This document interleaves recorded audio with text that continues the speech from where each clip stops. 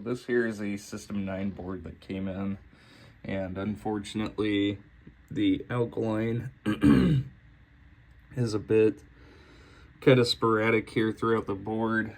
So what I've done is I've just, made it to where everything is working how it's supposed to. We did have a missing transistor here. We had a couple of transistors not firing. This 7408 had been replaced at one point along with this one here, but this one was not socketed. And upon testing, this one was not replaced. It was a different board I'm thinking of. But anyways, upon testing this, the output was correct going to the pre-driver. And so I suspected the 7408 here. I had known that the, what is this? God, these are so hard to read. 74LS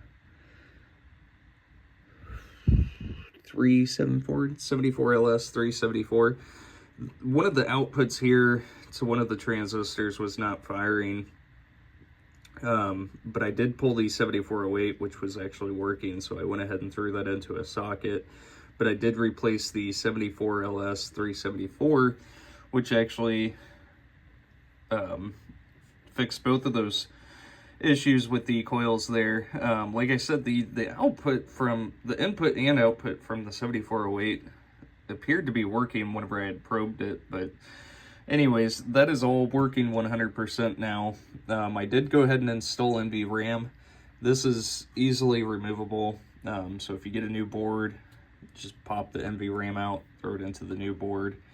And I also replaced the power input header there, and then scrape the reset section and put a modern reset generator here, as well as replace the components that were still utilized there in the reset section, just to try to prolong the life here of this board as long as we can, without obviously dumping a ton of time into it, which is just not economical. So there's the lamp matrix, and then the only coil that is on is the coin lockout, and there's the high score to date and last game played. So we'll go through the displays. So 0 through 9. And the next test is going to be the onboard sounds, which I essentially have W10 jumper here, is how we're getting these sounds there on the boards, or on the board. And so there's the lamp matrix. And moving into the problematic area, which was the solenoids. And as you can see, all of the solenoids are working properly again. 15 and 16. So those are all the standard solenoids, and then the the switch controlled special solenoids there. And then moving into switch test. So we're just going through testing both rows and columns, just moving diagonally through the matrix there.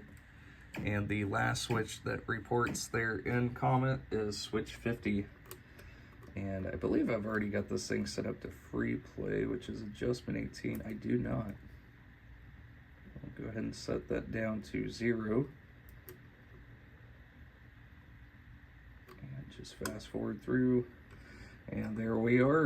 And since comment is a single ball game with no credits and being on free play, we'll be able to start up to a 4-player game. So everything is 100% working. Thank you so much.